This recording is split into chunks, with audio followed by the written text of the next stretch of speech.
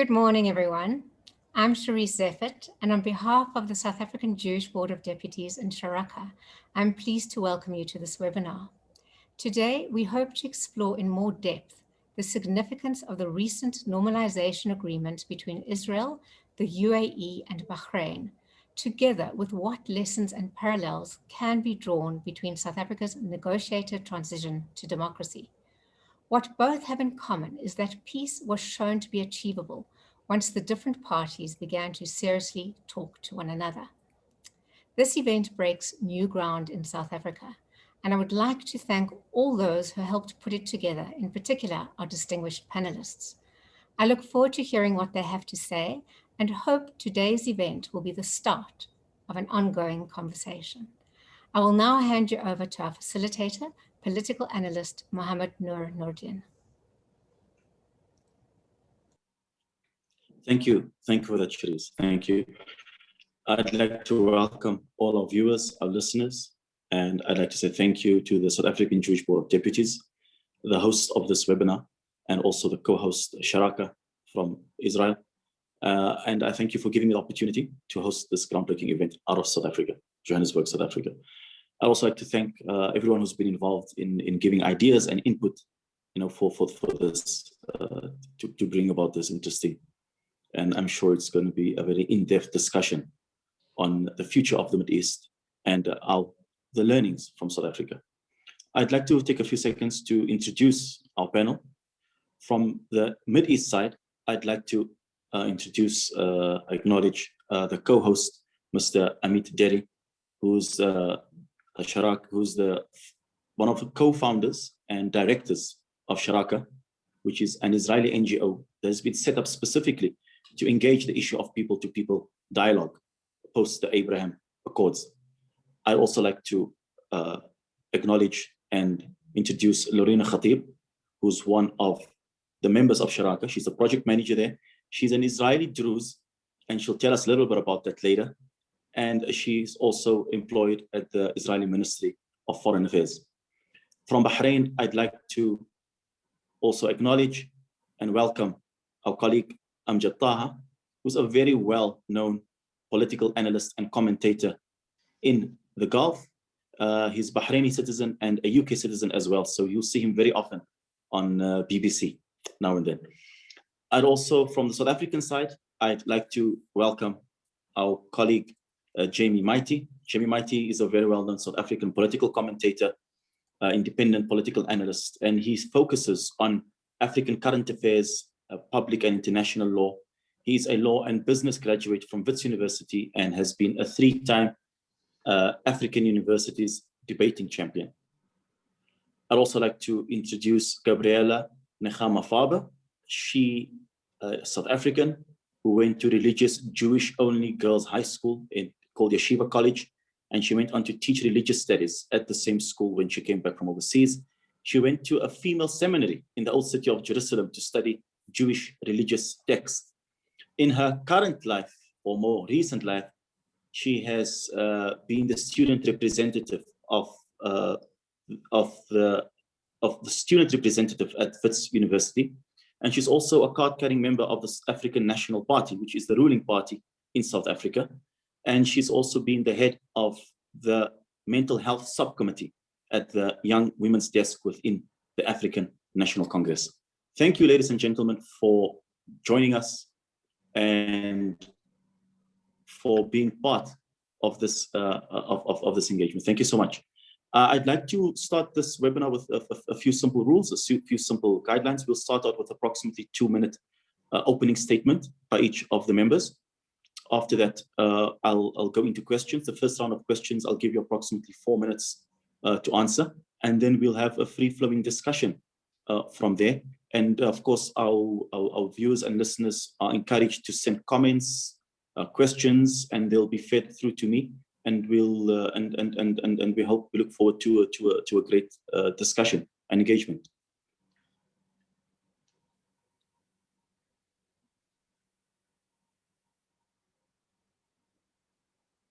Amit?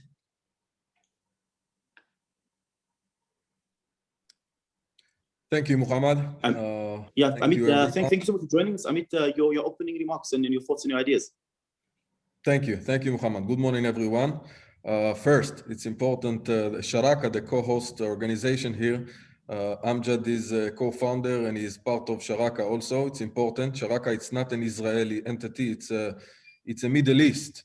And inshallah, there will be more to come and to follow Bahrain and the UAE, Saudi Arabia, maybe more countries. So Amjad is also a dear partner of Sharaka. Opening remarks, what can I tell? Who thought that a year ago, some kind of a webinar like we are doing now could be possible?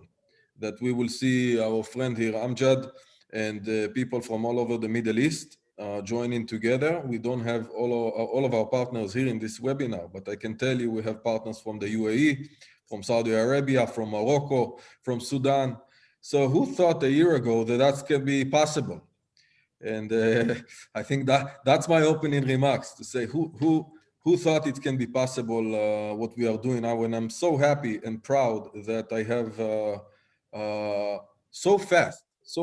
Yeah, I think 6 months we were able to gather so many good partners.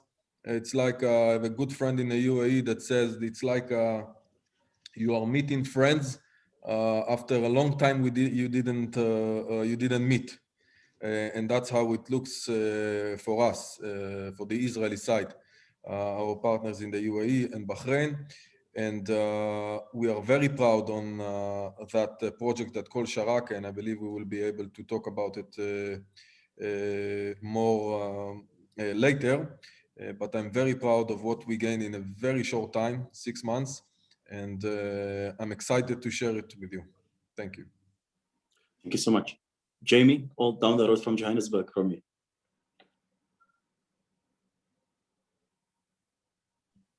Thank you so much for having me as part of this important discussion. Good morning, evening, afternoon to all of the viewers online, depending on what time you watch it, and good day if you watch it in future. So I think the way I want to open this discussion from my perspective is by noting that the 1994 elections, which South Africa had, which are heralded as being the birth of democracy, a democracy which has been the most vibrant democracy in Africa, one where we've seen robust and credible elections, unlike what you see in other parts of Africa. That election was the product of negotiations. In order for us to get to the starting point of a democracy, they had to be these Codesa negotiations in between 1990 and 1993. And as everyone knows, the negotiations were between the ANC, the IFP, and the National Party, which had actually been orchestrating apartheid since 1948. And it's noteworthy to note that while these negotiations were happening, there were people who were protesting and on the streets because they did not want to negotiate with the Nationalist Party.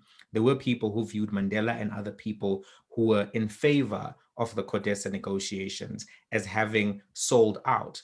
But the nature of diplomacy is such that you have to speak to the other side. You have to reach out to your diplomatic opponents and chart a way forward.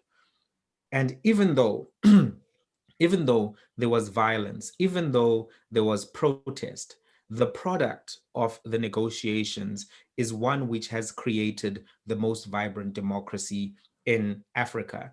And we can now look back at that moment with perspective, 27 years after 1994, and actually say, while there were many incomplete discussion points, while there were many incomplete processes, and while the unity in South Africa is incomplete, because as you know, South Africa continues to have large levels of inequality, large levels of racial tension.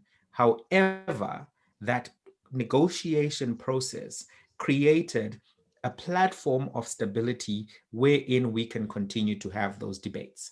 Mozambique took a more radical path, and they continue to have a state which does not have stability even at this point because there was civil war. Other countries took different paths and they were unable to launch their democracies after independence. And while more needs to be done in South Africa, it's critical to note that the work that was done, crossing over, the Rubicon and speaking to opponents, speaking to people who do not share the same ideology, who do not share the same political aims, that created the outcomes of a stable democracy in South Africa. And I think that that's the lens through which I'm looking at the Abrahamic Accords, looking at all of the different treaties and deals and arrangements which have been signed by Israel and other players. And that's where I think I want to leave my opening remarks. Thank you so much for that, Jamie. Amjad, I presume you're in Bahrain and not in the UK today. Yeah, definitely in Bahrain. You don't want to be in UK right now. Definitely not. Amjad, your thoughts in opening remarks, and thank you so much for joining us. Well, thanks for having us, to be honest. And yes, speaking again here as a board member of Sharaka, proudly as a board member of Sharaka. Opening remarks would be what the martyr Luther King had when he said, "I have a dream." We had a dream, and it's becoming true. And we're going to keep working on it, just like the rest of the nation after Martin Luther King died. They carried this message. And that's why we have people like you and Mighti and Jamie and Jerry's and everyone here carrying that message. So we will carry that message. Sharaka and our project is a voice of the voiceless. It's sending a message to the hopeless, to bring hope, to bring light in that darkness in the Middle East, as you can see, with a lot of bombs and guns and all these things that you've been witnessing up to yesterday. Saudi's been bombed by ballistic rockets from all the way from Iran, being given to Houthis and so on. This is why we're here, to say no more war. We're here for peace through negotiation, but negotiation requires one thing, that both sides give something on the table. There is no winner here.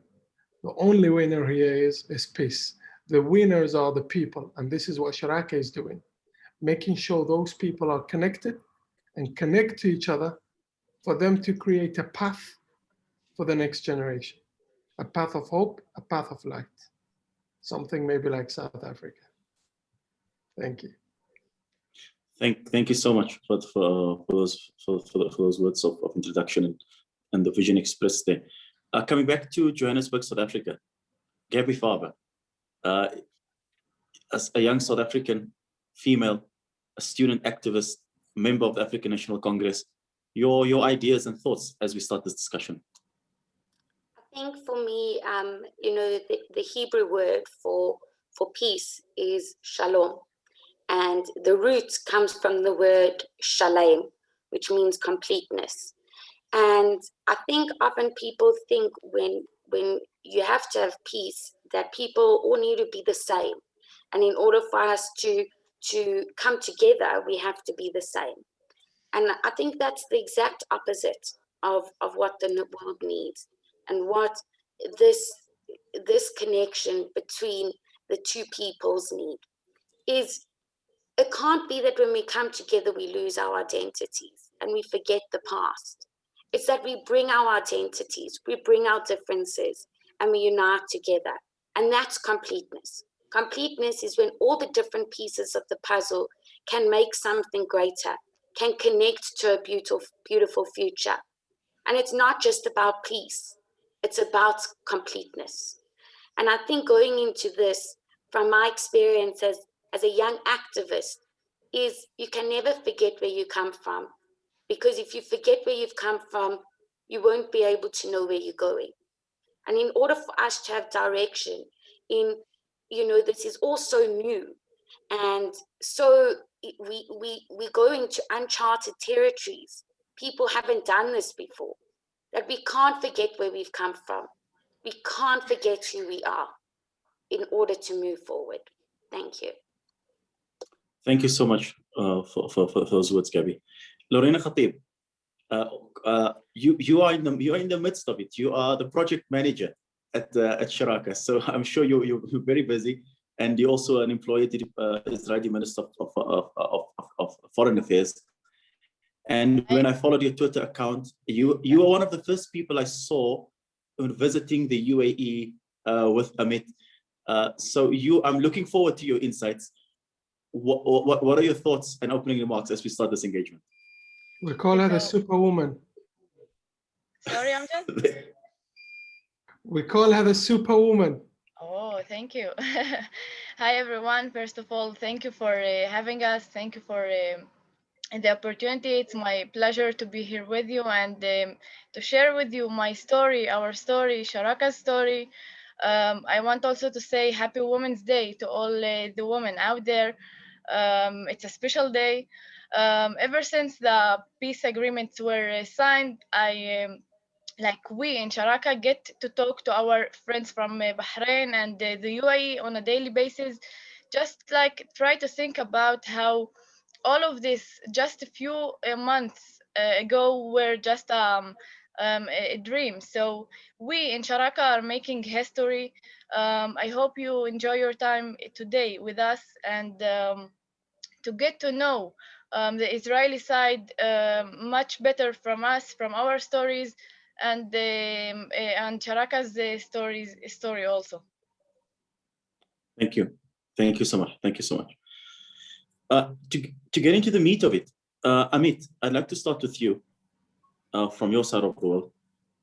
Before we continue, I just noticed I'm looking at the screen, and I see young people. I mean, I've got a little bit of gray, but I don't see anyone else who has gray hair or anyone who looks relatively senior. And I say this, because when we talk about Arab-Israeli peace and anything to do with the Mid East, the picture that you have is just a bunch of old men, who have been going at this peace or these negotiations and these politics for decades. I mean, there are probably people who've been negotiating who are older than some of us here, and many of them still sitting in a political stalemate. And I look at youth in the Mid East starting an NGO, engaging. So with that, when I looked at the Abraham Accords, I saw it speaks about identity, it speaks about culture, and so forth. So Amit, from your side, as the director, one of the co-founders of Sharaka, talk to us about this people-to-people engagement that's happening post-Abraham Accords as part of this peace initiative, and also where does Sharaka fit into that? What's your vision as being part of this people-to-people and political process? So first, you are right. The world is belong to the youth, to the young people, to those who are not cynical too much and not and willing to dream and to see the future. And I think that's why you see more and more young people from all of the Middle East want to get together, like we see now with Bahrain, the UAE, Israel. What we are trying to do, what we actually do in Sharaka, when it comes to people activities, I'll give you a few examples of things that we did only in the last few months. We were the first ones to be there as a group of youth from Israel. We even before there was a visa, we contacted our foreign minister affairs and also in the UAE, and they allow us to go in. I think it was last November last year, and we were the first ones to be there and to meet our new friends. I remember that evening that I met Amjad, and it was so spontaneous that in that evening that I met Amjad and the other friends, we told them, listen guys, we want to bring you to Israel. And I remember on the same evening, we took passports, copies of everyone. We sent it to our office. And we said, listen, we have new friends. We want to bring them in. There was not visa yet, we got the approval of the government, but and the government was so enthusiastic to help us, and they said, be my guest. You want to be the first ones? Bring them in. And I think 10 days after we met, they already been to Israel, traveling all of. What do you mean travel in Israel? They were in my house, holding my kids in the Golan Heights. And we were standing in an overview of the border with Syria, talking about the good things of helping the Syrian refugees, what Israel did, and we talked also about the bad things, our common enemy on the border, Iran, Hezbollah, Hamas. So I think we the P2P, people-to-people activities is first and foremost get to know each other, touching each other, learning the same the culture of each other, going to see each other in their own countries. That's kind of activities we do. And I think every week we are doing a webinar of learning about Israel, learning about Bahrain, learning about the UAE, meeting some lecturers, and we have a group that learning the languages, Hebrew and Arabic, various activities. And inshallah, when the lockdown will end, we have a lockdown here in Israel on the airport. Now they let us to go only to America, but nobody wants to visit America now. It's a big mess. So they didn't open the border to go to Dubai. I'm waiting, you know, on the internet all day to see when they will open the border to go to Dubai and Bahrain. So inshallah, when this will happen, we will be more and more active, not only on webinars, but actually going to visit each other. And that's people to people. And that this is something that unfortunately we don't have with Egypt and Jordan, the first two Arab countries that we have peace with for quite a long time. And I really think that peace is important and it should be like this, but it's different. We want from the very start of this Abraham Accords to have relations people to people from with the people of the Gulf, because we want that future to be brighter, that peace to be warmer, with more opportunities. So that's kind of activities Sharaka, I think, leading between the three countries. Thank you so much for that. Jamie, I'd like to get your insights. You know, from a South African perspective, I'm sure anyone who looks at South African foreign policy and South African politics, and I'm sure many of our viewers and listeners or participants know that the issue of Arab-Israeli peace, Palestine and Israel, all of the above, it's a hot topic in South African foreign policy. There is a statement attributed to Nelson Mandela. I don't know whether it's true or not, but Mandela allegedly said something to the meaning that South Africa can never be free until Palestine is free.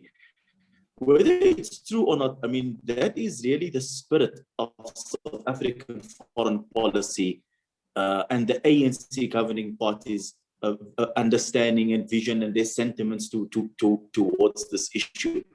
But at the same time, I mean, I'm sure that there are many differences between the Palestinian issues and context and our context in South Africa. There always seems to be an attempt to export this, just to like cut and paste this and export the South African experience. What is your opinion? What are the similarities? What are the differences? How do you evaluate this comparison of the two situations? Well, it's interesting because there is disparity between the actual foreign policy position and the political rhetoric of the governing party. But I think you need to separate what is the government's relationship with Israel, what is the political position of the ANC. So the relationship of South Africa and Israel is one where there are existing diplomatic ties. They are strained, but they do exist. There are trade offices, trade relations. People can travel to and from Israel with relative ease because there has been this engagement diplomatically with the state of Israel. But as we all know, the political leadership of the ANC is one that does have these historic ties to organizations which fought against, Israel, organizations which they view to be on the right side of the revolutionary issue, so to speak, and are aligned with them politically. And that's why you have this tension where on the one hand, the government, which is run by the ANC, is entering into diplomatic relationships, had a fully functioning diplomatic corps, although there's been a de-escalation of that relationship, but it is one that exists in principle. They stand for the two-state solution, and they actually have a lot of relationships with the Israeli government. But on the other hand, there is this political reality where ANC leadership will say, listen, this is what Mandela said, this is where the ANC stands on this particular issue. But that there's a contradiction and a tension in those two positions. So having said that, going to the question, what are the similarities and the differences? The differences, or rather the similarities, let me start there. The similarities are that you have entities, role players who have now decided that despite their political differences, they are willing to meet, enter into normalization relationships and engagements.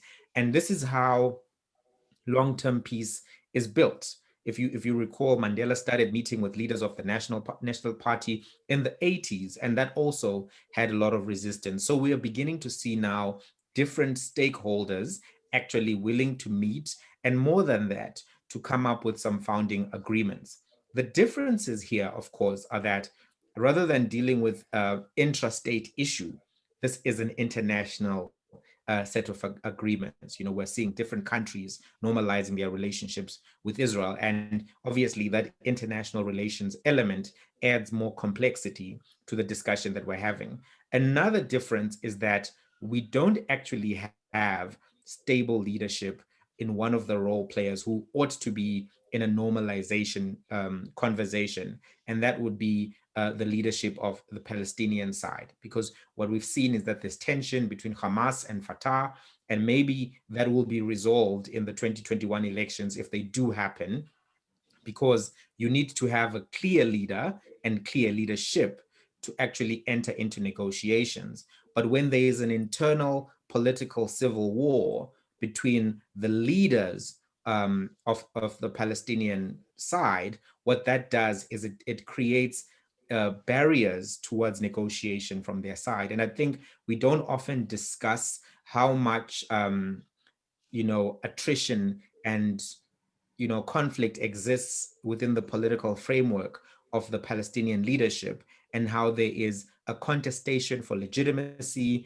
And while that contestation for legitimacy occurs, there's not really a credible strategy for negotiation with Israel and for even engagement with the international community. So what we are seeing with countries which have stable leadership is that they're actually able to begin to make these kind of deals, to look at the lay of the land and think about, hey, this has been our political position for 20, 30 years. Maybe it's time to change our engagement with this diplomatic actor, change our engagement with the regional actor, because there's still a lot of geopolitics that needs to be considered when you're looking at the Middle East. You're looking at an Iran, which is particularly dangerous and aggressive. You're looking at continued conflict in Syria. So there are other geopolitical concerns which do create a need for, normalized diplomatic relationships,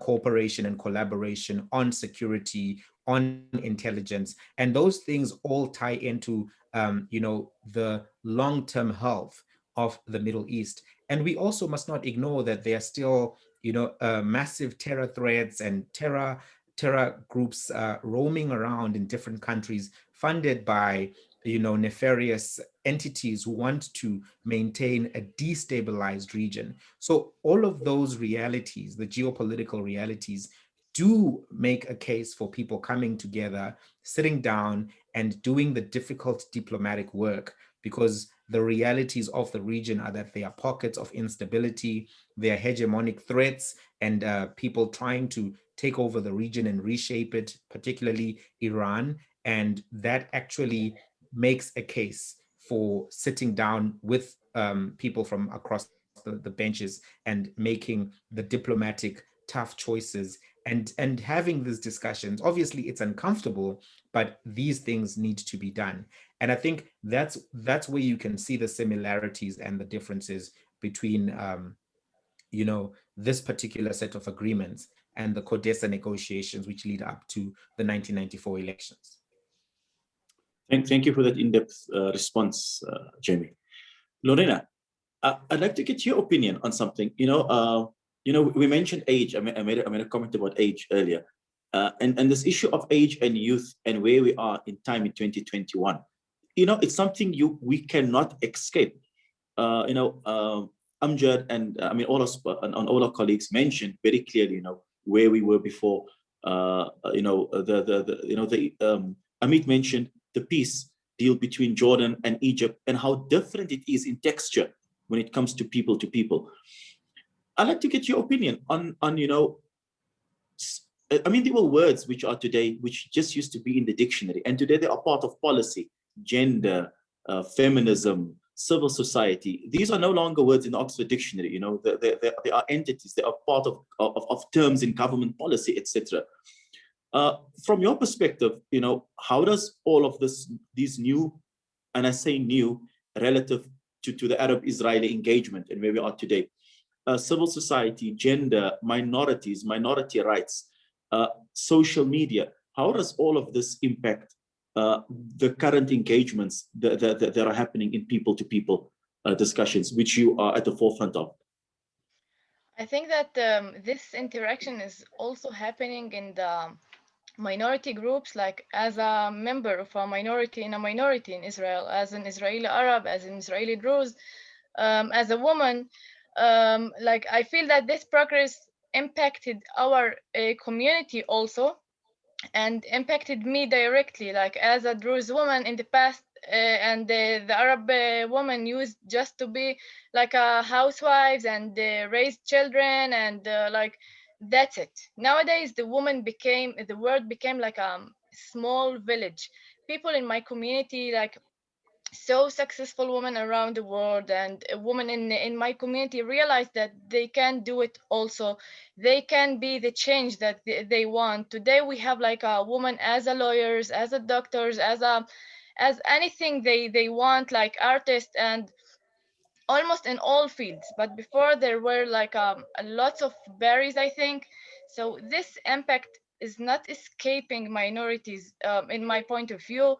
Like even you just talked about my visit to the UAE.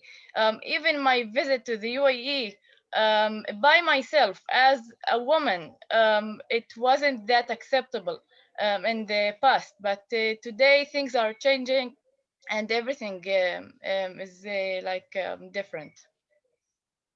That's great. Thank you so much.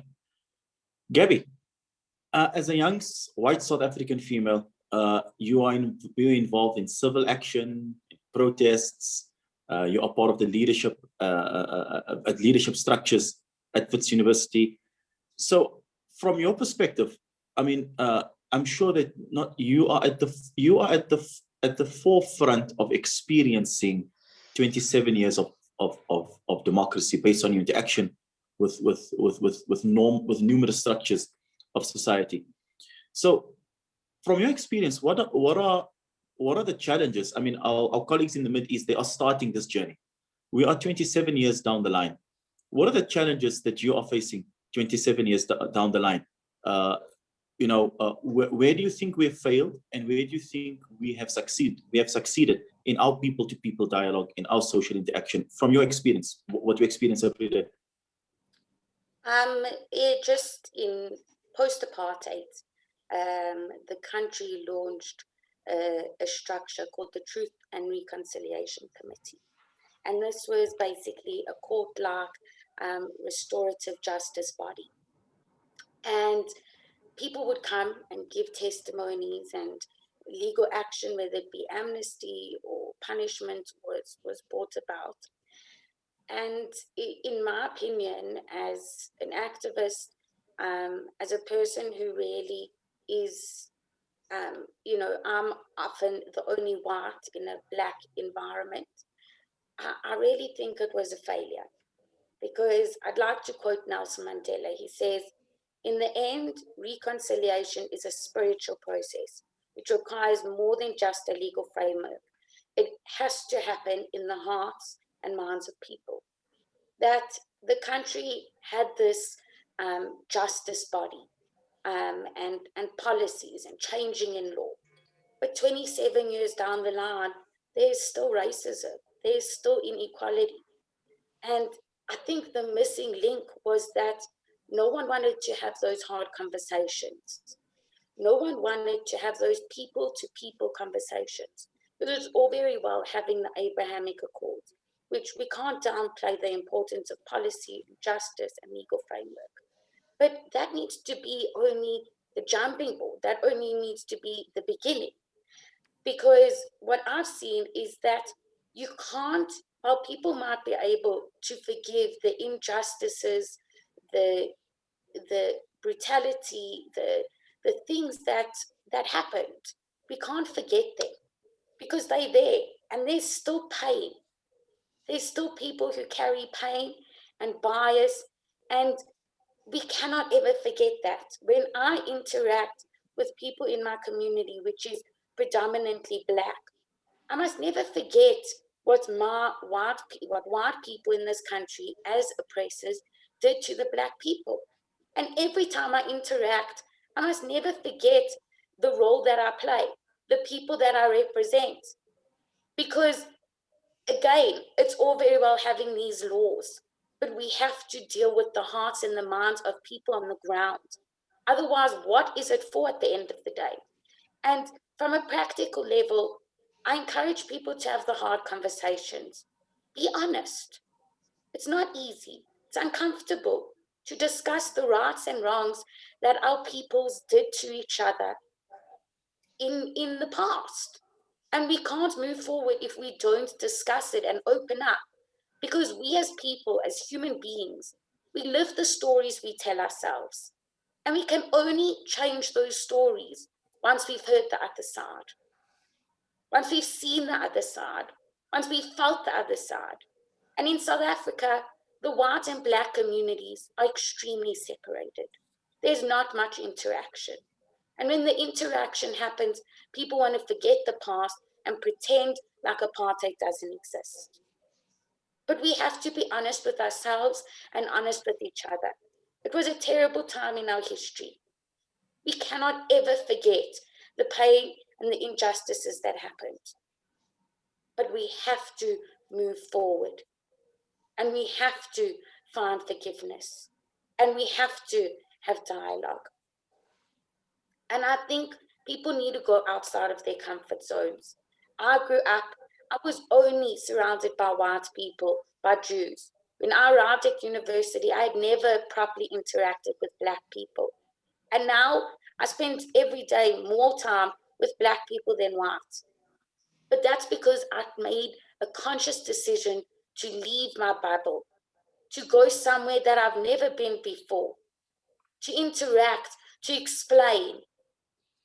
And we have to go there. We have to make the conscious decision to try and change the narrative, to try and live a different story, a story of peace, a story of different people, of different identities coming together, a story of forgiveness, but not forgetfulness. Thank you. Thank you for that. Thank you for that, Gaby. And I look forward to getting some of your insights later in the discussion, on some of the pragmatic issues, that we are still facing here in South Africa. I'd like to get to Amjad. Amjad, thank you so much for joining us. Many might not know, but I mean, you are the author of a book called The Deception of the Arab Spring, and you're also the regional director of the British Middle East Center for Studies and Research. And Amjad is very well connected to opinion and decision makers, to decision makers in the Middle East. So many times, sometimes Amjad, you have the news before the news is out there. I see you laughing, Amjad. I mean, let's get into it. What is the response in the broader Middle East to what you are doing in Sharaka and to the Abraham Accords? And what are the biggest challenges? Because if there's something which seems to be common in what all the previous speakers, which our colleagues have said, is there are challenges. It's not easy. There's mistrust. It's a long history, and there are many levels to this mistrust: social, religious, cultural, etc., and biases. From your perspective, first of all, what is the response in the broader Mid East to what is happening in the Gulf? And how have these Abraham Accords been received? And what are the challenges? And maybe if you have some time, how do you intend overcoming these challenges? Oh, well, thanks for having us again. It's a very early morning here, but okay. I think this is why Lorena gives a very quick speech. She gave us the shortest speech ever, but it's a great one. It's her International Women's Day, so she can take the break. Why is she working today? But anyways, that's that. Look, how we're going to face this and how we are, how it's been the whole Sharaka project and the whole Abrahamic Accord, how it's been perceived in the Middle East at this point. Let's call it how every single prophecy is being perceived at the beginning, how every revolutionary is being perceived at the beginning, how Nelson Mandela at the start, what was he facing? It wasn't very welcoming to start with, but then this is why we have South Africa right now. This is our aim. That's how high and how far is our vision. It's not just for today. Yes, today, for example, and the Middle East is not the same. This is what people need to understand. The comparison of the Middle East is very different. For example, and we're going to give an example of, you say there was a peace treaty between Jordan and also Egypt. But that peace treaty is almost like a ceasefire. And I explain that why. Because once a Jew person, let's say from an Orthodox family in Judaism, with his traditional clothing, if he still, when he goes in the street of Egypt, he still suffers from a certain treatment, or he's not feeling very comfortable to wear his own traditional clothes to go on the street, if that's still the case, then this is a ceasefire rather than a peace treaty. Because what is peace is that people need to join that, need to join that, need to celebrate it, need to be able to connect. What's peace? That every single Jew, whatever he has in his mind and his vision, he should be able to walk around in every street in Egypt and in every city in Jordan and feel very comfortable and not being attacked. This is how the peace works. And it's only peace if you're going to work on the people as well. And you're not going to leave it under the desk in a politician desk and that's it. This is what we want to do, and I think we are succeeding in doing so. Look, in Bahrain, we've always had a Jewish community here, and they lived in peace and prosperity and for quite long. And they never left the country, and they've always been here. However, they always wanted to visit Israel, but because of the political situation, it was very hard. But right now, it became very easy for them to visit the Holy Land. Now, Middle East, as I said, is very different. You cannot compare countries to countries, but what we can make sure is we start with the most people who support, the countries who support coexistence, countries who support peace and prosperity, such as Bahrain, UAE. We then moved from GCC to other countries such as Morocco. Then we move into Sudan and so on. That's how you deal with the Middle East. They're not all the same. Every country has its own political reason. But one thing we are 100% sure about, that everyone will join that peace train, let's say, but on their own time and on their own condition. But they all will join it. How the people welcomed it here, in like how they welcomed the Sharaka project, it was amazing. Bahraini individuals, Bahraini society, community, Bahraini youth, from sport, for everything. To the point, me and Amit yesterday were discussing about weightlifting. People who are in the competition of weightlifting and so on, they want to be connected to the weightlifters in Israel, and Amit was like, I don't know it. Most of the weightlifters in Israel. I was like, well, some Bahrainis, they do know, and they want to connect to them. This is what we're looking for, and this is what we want. We connect people through culture, through sport, through technology, through art, through languages. We have a lot of different people who are working on learning each other's languages, in Hebrew's language, Arabic language, and so on. That's how you connect them. Is it hard? Yes, it is. Are we getting people who are hating us, who are fighting, stoning, throwing all these kind of stones on us? And here I don't mean it literally. But are we getting all this? Are we getting the filthy language, like, for example, being stoned at us on Twitter? And we have Asher here, Fredman with us here. All of these people who are being very active on social media, yes, they are getting this kind of filthy language towards them and so on. But that's the price for peace. We're very patient, and we're not looking at the filthy language. In fact, those who are swearing at us, we go and contact them and talk to them like the way Nelson Mandela did. And we are ready to hear from them. And some of them, they start changing the language. At least now they don't swear at us, they talk to us. And that's the beginning. And that's the right path. And that's where we start. That's where I agree with Gaby. Now she has more friends. I think those friends that she has on her community around, she knows what she's missing. That's why what she was missing. That's why she's spending more time with that Black community of hers. That's what we were missing from the Israelis. I didn't know Israeli, Arab, or Druze, they make the best rice. I had it. It was amazing. It was delicious. All right. I didn't know Amit. Actually, I shouldn't say that. Amit has the best. He's very generous. He's very generous at his home in Golan. It's very cold there. It's rainy. I didn't know how amazing Israel is and how different and how diverse it is, but I'm willing to know more, and I want to make sure every single person in the Arab world, in the Middle East, knows that this country of Israel is just like any other country. It has conflict. It has normal people. They laugh, they cry, they enjoy, they go to school, they love their children as much as I love my children, and as much as I want a future for my children. They want a nice and amazing and a stable future for their children too. Thank you for that, Amjad.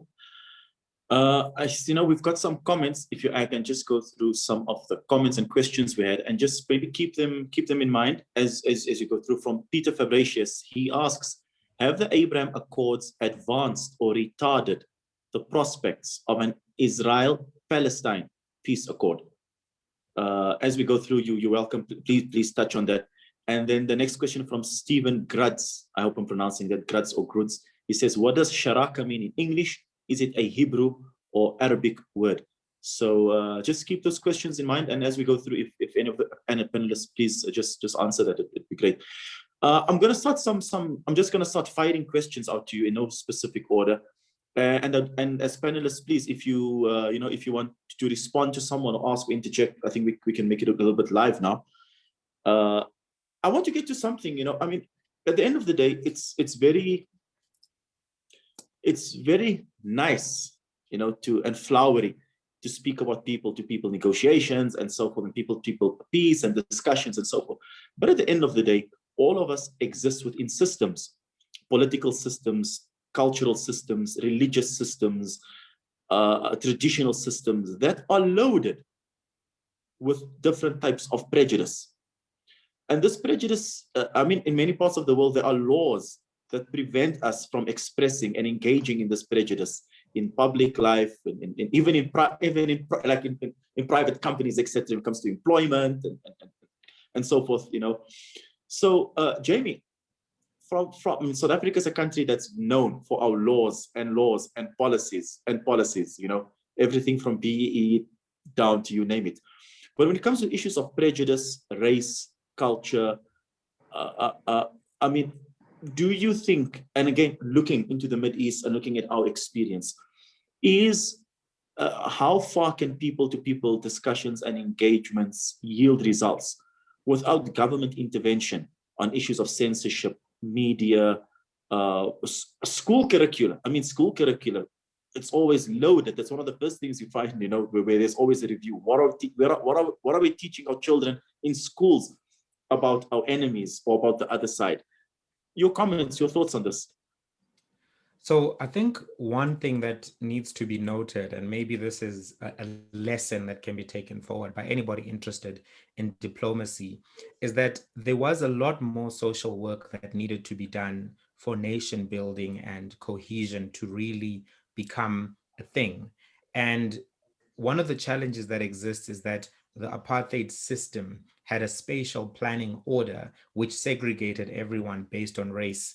And so even when you remove the legal framework that created apartheid, you don't necessarily remove the spatial planning model of apartheid. So what that means is that Gaby is most likely to live in a neighborhood and go to a school that doesn't have Black people in the area. And that will extend to people who go to Greek schools. That will extend to some of the schools which are called former Model Cs now, where they were in affluent neighborhoods which were particularly maybe white, and other neighborhoods Indian. And as a result of that, everyone is learning and going through their formative years in silos. So what that means is that when they enter the public fora like universities and the workplace, there's a lot of work that needs to be done to cross cultural lines, to cross different patterns of thoughts, different groupthink, and it's hard work. Now, when I say that the social program or the social work was not done, is we had the CODESA moment, and then we had the Truth and Reconciliation Commission. But those processes were just incomplete in that they needed to be supplemented with more national building projects. So if you think about the TRC, it was more of this diplomatic catharsis that was sought, where people come and say, this is what I did. They get immunity for their actions. And some people felt that, listen, that's not enough. We need to do more work.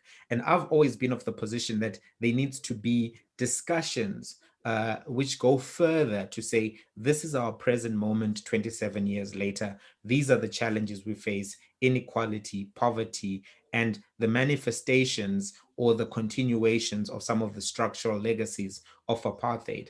But I also think beyond that, one of the things that is necessary at an institutional level is for the inculcation of critical thinking and discourse, which is of an intellectual and critical nature across the board. So because we don't actually teach debating in high schools, we don't teach critical thinking in high schools, we don't teach diplomatic conversation and negotiation throughout the learning system, what that means is that people enter the civic space not fully prepared for all of the dynamics of these conversations. And then you end up having the conversations happening in small corners where passionate people like Gaby say, listen, I want to go across and discuss with people who are not my race, not my gender, who are not my religion, and who don't agree with me on some issues. But ideally, those conversations should have already happened all throughout high school. Those conversations should have happened in nurturing environments where people can think and ask tough questions without necessarily being rejected, without necessarily being canceled, without necessarily having some of the social consequences that exist if you try to have these conversations online. And the nature of the online conversation right now is such that it doesn't lead to the best outcomes because we don't have this shared understanding of frameworks for discussion, critical thinking, and how to be tolerant of views that are different to your political views. And even if those differing views do have real world consequences, you still need to think about what does this person from my political different side think about this particular thing, and why do they hold this belief? We've come into an age where we vilify anybody who differs with us, and that goes back to this lack of critical thinking, this incomplete processes such as the TRC, which needed to go further, and also the legacy of spatial apartheid, where people are still in their cultural and ethnic enclaves, which were created by the apartheid system. So moving forward and looking forward, obviously it will be important for policymakers to now think, we have done this stuff at a policy level, but what can be done to really introduce Israelis to the people of the UAE, to the people of Bahrain, to the Sudanese? What can be done to actually facilitate ground level conversations to actually fill out the goals of all of these normalizations? Because the goal is not just to have a piece of paper. The goal is actually to reach a level where human beings can connect at a human level, have political differences, but be able actually to meet in areas of commonality and work together. We all know that not everybody is a political thinker and a political animal. Some people are wrestlers, as you mentioned. Some people are bodybuilders. Some people are soccer players. Some people are artists and academics and intellectuals. Some people are coders. And those people may necessarily want to collaborate with other human beings from different territories. And all of these geographic borders, they are fictions of humanity created to create some order. And I think, as we move forward, we need to think about how do we transcend differences after having signed, and what lessons can be learned from the South African project are that some incomplete processes existed. And I would motivate that, moving forward, you need to do more work to maintain and create that unity. Thanks so much. Amjad, I want to get to you next, because, I want to speak to you specifically, about religious attitudes, curricula, and whether it is political will to engage these issues. But before I get to you, I just want to acknowledge the numerous questions we have, and I'm going to just I'm going to designate some of the questions to our panelists, so they know where we are going. After Amjad, I want to ask Lorena and Gaby again. You represent minorities and women, and in South Africa, we have an issue where minorities post, as Jamie mentioned, post 1994, coloreds, Indians, Chinese, etc., of feeling challenges, where we are today regarding to many policies. So I'd like to know what as minorities, Druze, in this situation in Israel, what will you be doing to ensure you don't get left out of this conversation? Amit, I'll get to you later, and I have a few questions, and I'll bundle them all together for you. The first question is someone who's very dear to me, one of my mentors and a colleague, Brooks Spector, and he asks an important strategic question. And he says, what he's saying is, he wants the opinions of our panelists as to whether the Abraham Accords are helping to define a Mid-East where settling the Palestinian issue is less important to Arab nations. All right. And then I have a question from, where did that question go? Okay, I'll give you some of the other questions we have here. I have someone who said, the question says, regarding the Palestinian matter, who gets the benefit whenever a settlement is not realized? And that's an interesting question. And there's also a question that says to all the panelists, the two-state Israel-Palestinian solution doesn't offer a just peace or even a process of reconciliation. It is the creation of a physical border to separate two nations. This questioner says, I suggest that the failure of the Israeli-Palestinian peace process so far has been mainly the result of the inability of both sides to reach an agreed formula, linking justice to peace. How has apartheid shown that peace, justice, and reconciliation is about all living in one state? That's a focus of some of the issues we're going to discuss. Amjad, I'd like to get to you, I don't want to interrupt Jamie's train of thought. And the question is, in the Mid-East,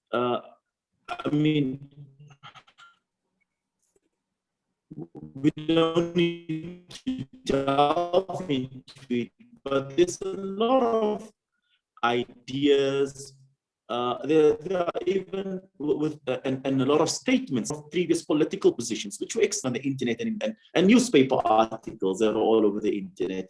And many people still have religious buy-in to a lot of these inflammatory ideas and sentiments. And a lot of these are actually very, very difficult to engage from a political perspective, a lot of and religious perspective. And you know exactly what I'm talking about. From a policy, government, official engagement, how do you go about this when people want to go one way or there's a movement to go one way? And at the other end, we have culture, policies, education. That is extremely inflammatory.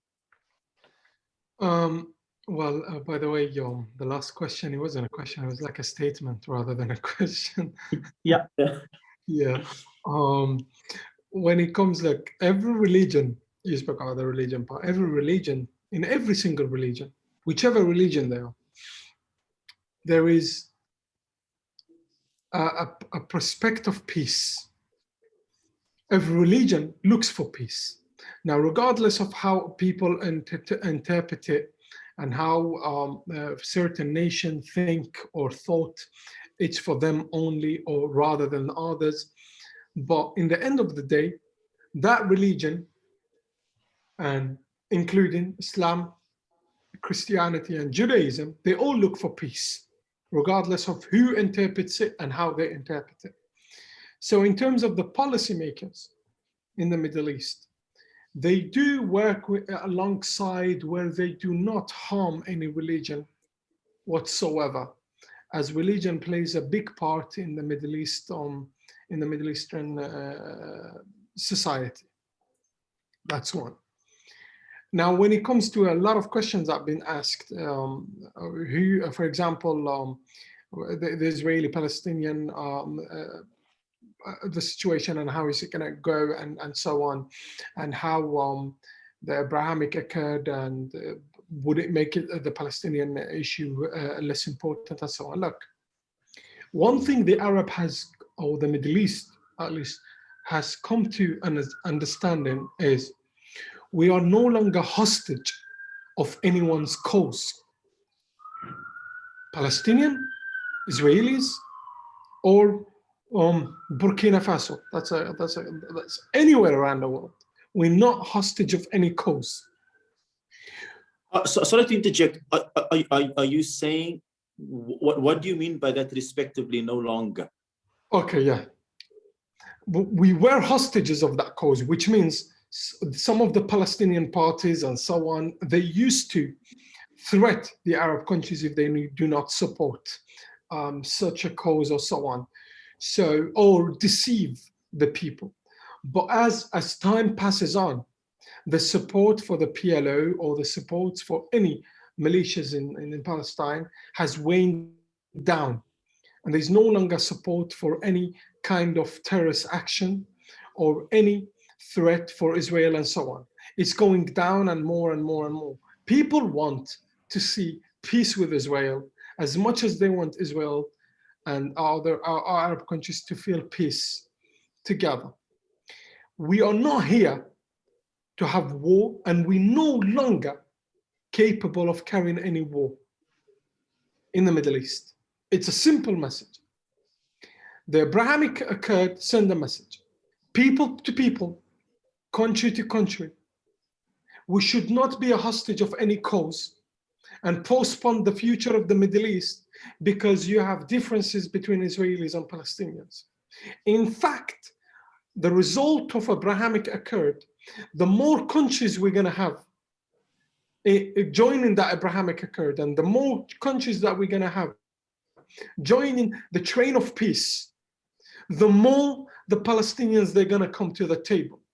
And as a result, and a simple example of that, when UAE and Israel called for Abrahamic Accord and a peace treaty, Palestinian Authority, PLO, retreated and took back their ambassador from UAE. And when Bahrain called, they also took their ambassador from Bahrain. And as a result, as the peace treaty carries on, and as they see people to people are connecting, and more projects like Sharaka are making success with people, and they know how everyone, in fact, some of the Palestinians used themselves are contacting us and telling us, how can we join? When they saw that, guess what happened to the PLO? They sent back their ambassador back to UAE, back into Bahrain. This is what Abrahamic Accord is like. Yes, we will get critics. Yes, we will get a lot of people, oh, who is going to benefit and what? You know who's going to benefit? It's normal countries. This is where you need to understand it. It's like Britain having good relationship with Netherlands or having good relationship with France and so on. Yes, they are different. Yes, France and Britain, they have fought each other and they had war against each other. And they still have some borders problem with each other. In fact, some of the British people, they say, because of France, we having the Brexit and we had the Brexit because these guys, they couldn't control their borders. But guess what? We're not going to go to war against each other. We can be different. We can negotiate. We can create a lot of solutions. And this is what every project should be about. Peace, people connected to each other. And the Palestinian issue can be only solved if we have more peace with other countries, if we have more delegations, people to people, if we have more people connecting to each other. You know why? Because some of the Palestinian terrorists, they were sponsored and supported from some other countries or some people who had no knowledge of what's happening in Israel, who had no knowledge that the children of Israel, they don't hold weapons. When we see them in the Western Wall in Jerusalem, they had hope in their eyes. They had tears seeing us. They had joy. People hugging us. That's what they had. They were looking for the future. They didn't have guns, or they start signing things on the rockets as how the propaganda of the Iranians do. No, they didn't. They had flowers in their hand. That's what they had. And that's exactly what the Abrahamic Accord is making. And that's what we need to focus on. Yes, we will get a lot of critics. Yes, we will have a lot of differences. A lot of differences is normal. It's normal for Israel tomorrow to say, listen, I don't agree with UAE on this case. Yeah, that's normal. America, United States of America, a good alliance, a great alliance with Israel, they don't agree on everything. And every time we have a different administration, at least Biden administration right now, it doesn't have to mean you have to agree everything with them. It doesn't. But one thing we know for a fact, America and Israel are a good alliance and a great alliance, and they have a common enemy right now. And I'm going to finish with this. We have one common enemy in the Middle East. And we, the GCC people in the GCC countries, people in Iraq, Syria, and so on, they see one common enemy right now is the radical Islamism, which is supported and sponsored by the Iranian terrorist regime. Iranian regime is the threat for Israel as much as is the threat for Bahrain and UAE. Iranian regime has killed more than 5 million Arab. 2 million of those are the people who died in the war between Iraq and Iran. From Syria, people are becoming a refugee and so on, losing their land and everything and so on. One common enemy, that's Iran. And one common partnership, that's what Sharaka, by the way, whoever asked about it, it means partnership. One common thing that we have is love, hope, peace, and prosperity. Thanks so much. Thank you for that. I'd like to go to Gaby and Lorena, between the two of you ladies. What do you do to ensure that minority groups are not left behind in this conversation? Because I mean, it's the idea is that black and white, Jew and Arab, Israel and the Gulf, etc. And when we have interest group, minority groups, how do you fit into the conversation? And I mean, as Jamie mentioned, I mean, I think a very important lesson of Jamie, I actually made a big note of it, is that the negotiations of 1994, there was a lot of prep work which we did not do, and we're sitting with the problems today. especially on people to people. So Lorena, I'd start with you. What do you see as a vision or as an implementation through Sharaka, at least, to engage on this issue? I think actually these minorities groups are not left behind, but are part of the change that is happening, in my opinion. We can see, like in the Abraham Accords, the most influential women that people that were there were the women. For me, as a minority within a minority, as I mentioned before, I think women have a big part of the change that is happening. Women today are like influencing, and I think that these women are minority groups aware of their power, of what is happening around, but still we need like to cultivate values of tolerance and acceptance of each other. It all begins with us, I think. Let me ask you a simple question. Why I am here?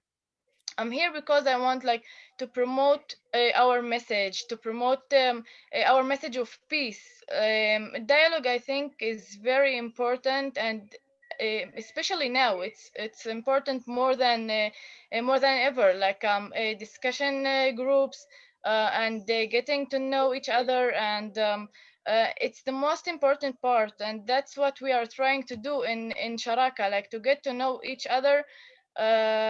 And I think this is the most important thing that we are dealing with. Thanks so much, Lorena.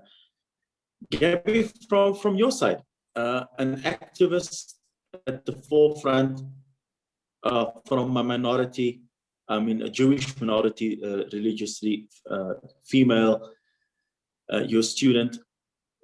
Where we are in South Africa now, what do you think minorities need to do to ensure that they ramp up their gains and their positions as I mean, I would believe in South Africa we're having another round of social dialogue happening. So what do you think minorities need to do to ensure that they secure their gains and make sure their voices are heard in these conversations? I mean, what I'm saying might be controversial. I think sometimes minorities portray themselves as a victim, and they say, oh, society's outcasting me, or the government doesn't accept me, and they like to, especially a lot of people, everyone likes to blame the government, and no one wants to actually do the hard work. I know, for example, me, I'm a Zionist in an organization which is the African National Congress that's publicly against Zionism and has marginalized Jews from the organization. I am also in a political environment at a university where white people aren't accepted. You know, you walk into a lecture room, you go and you sit with the white kids, and it's uncomfortable. But I could have chosen to be irritated and say and point fingers, it's the government, it's the university, it's the political organization that are marginalizing me and outcasting me, and it's religious discrimination, political, racist. But at some point, you need to take responsibility, and we can't wait on other people. We can't also wait on policies and laws and legislation. We need to do it ourselves. And for me, I really believe the best way to solve this is representation. Because I don't, we humans, we like to see ourselves in other people. It's very unlikely that I'm going to go and participate in a protest, in a discussion, in an organization, if I don't see anyone in that space that is similar to me. And for me, whenever we go to a protest, whenever we go to a talk, I often stand in the front. And I don't stand in the front because I like to. I stand in the front because I want to show other people like me, other Jews, other Zionists, other white people, that look, you can be here yourself. You are represented. And so I think that the government can only go so far. And I think in our country, looking back, I think civil society and human beings forgot to do their part. The government changed the laws, but did people change their minds? Did people change their actions? Did people change the spaces that they exist in? And unfortunately, it's not the case. Minorities often exclude themselves because they feel excluded. And sometimes it's hard. It wasn't easy being in this space in the beginning. People were extremely hostile to me because I was white, because I was a woman, because I was a Zionist. And I pushed through because I knew that I wasn't only doing this for myself. I was doing it for people who are going to come after me. Because if I don't even exist in this space, other people won't be able to exist in this space. And it's up to us. If we want change, be the change.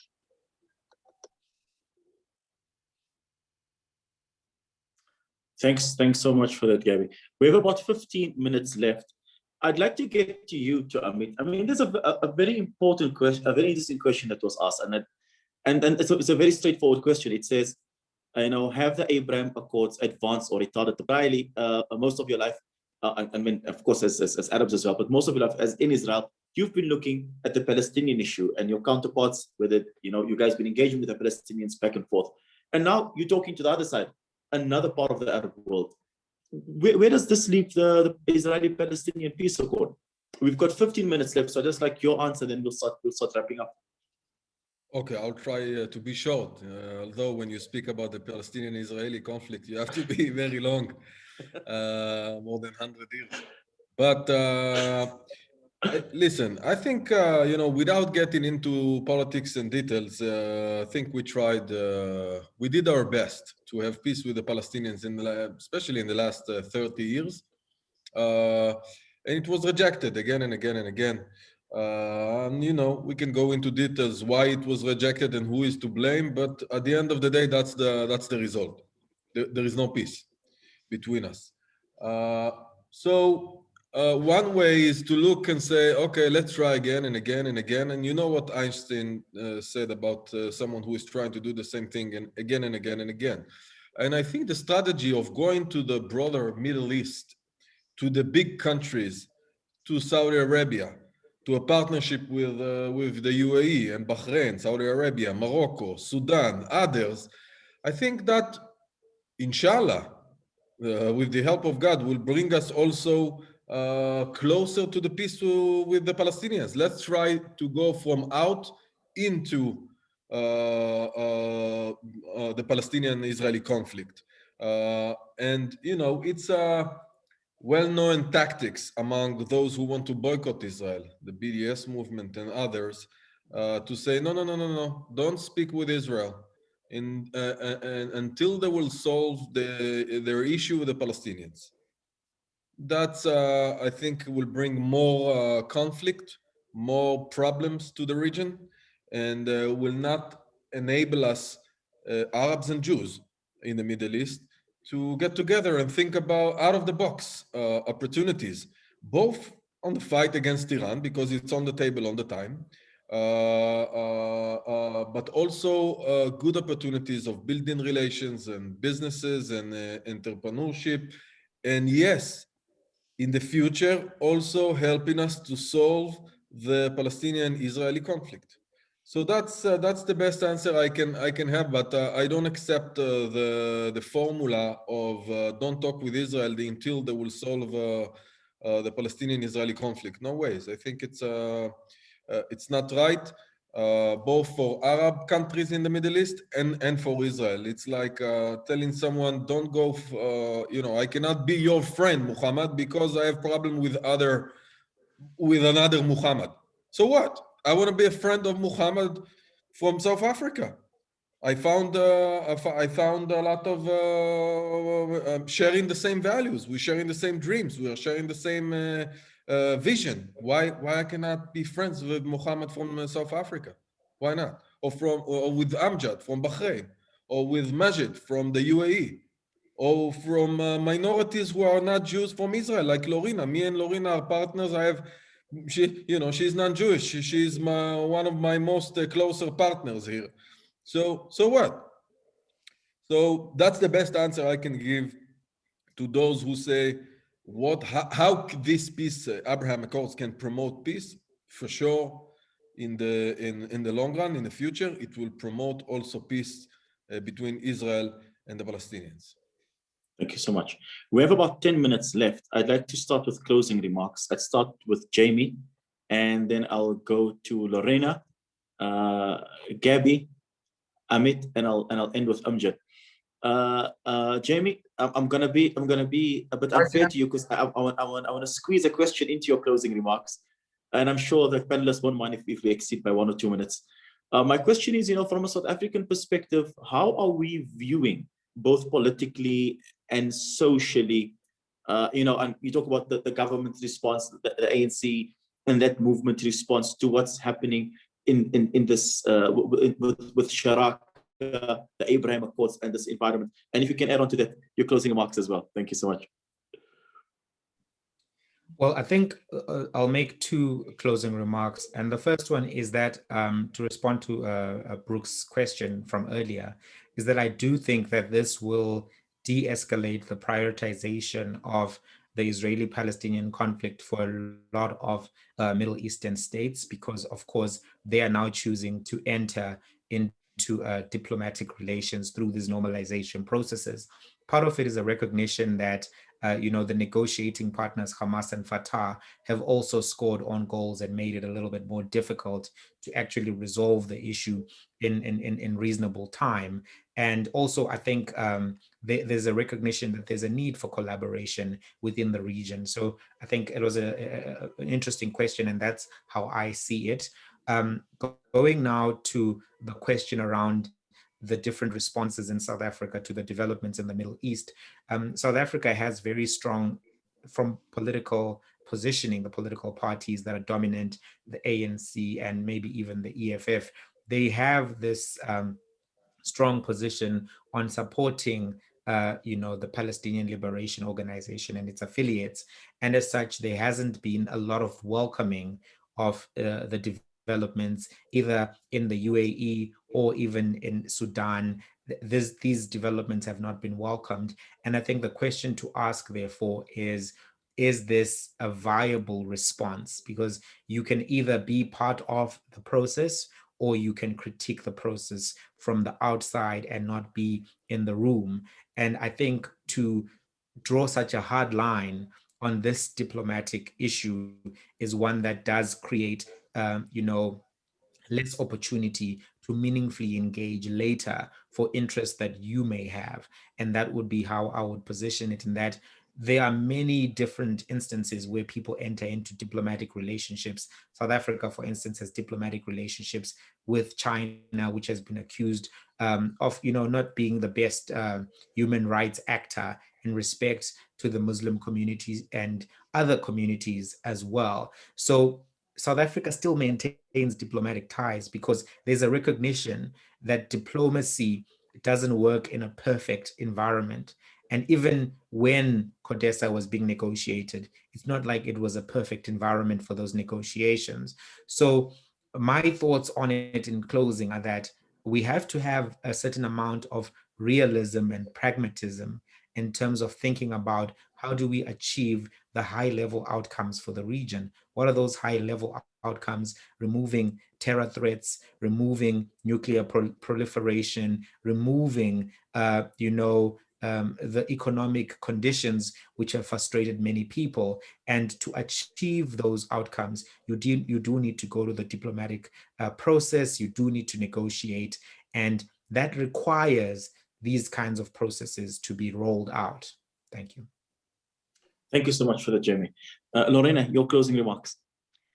I just want to thank you for the opportunity again. I hope that our message reached the whole world. People need to know that the only solution is peace, and it's our responsibility to act and to fulfill it. And it all, as I mentioned before, it all begins and starts with us. Because people are very tired of conflict. So it's time for a change, and thank you again. Thank you so much for joining us, making yourself available. Gaby, I'd like your closing remarks. Firstly, just thank you for the opportunity to participate in something like this. I think it's so important to have dialogue. And I guess I just, plead to civil society, to human beings, to open up our hearts, open up our minds, acknowledge the biases that we live with, and connect to each other, even though we are different. And through that, we can forgive but not forget, and begin to change the stories we're starting to live ourselves, so we can see reconciliation and we can build future generations to a new time, a new era of peace. Thank you. Thank you so much. Thank you so much. Amit from Sharaka, director of Sharaka. And I think, thank you for putting this together and inviting all of us. What are your closing remarks? And I must sneak in a question, how does all of this impact real politics going forward? What is your vision? How do you want this to impact pen and paper and peace agreements and agreements going forward and the way in which you shape the Middle East? How do you say in Arabic, inshallah, there will be more and more Arab countries to follow. This is the proof, another proof, not the proof. It's another proof that Israelis want peace, is dreaming about peace with the Arab world. There is a lot in common for me and for Amjad and for other friends that I have in the Gulf. And at the end of the day, it's all about communicating, engaging. And yes, there is also disagreements or conflicts. I know Amjad only 6 months, believe me, we are arguing a lot.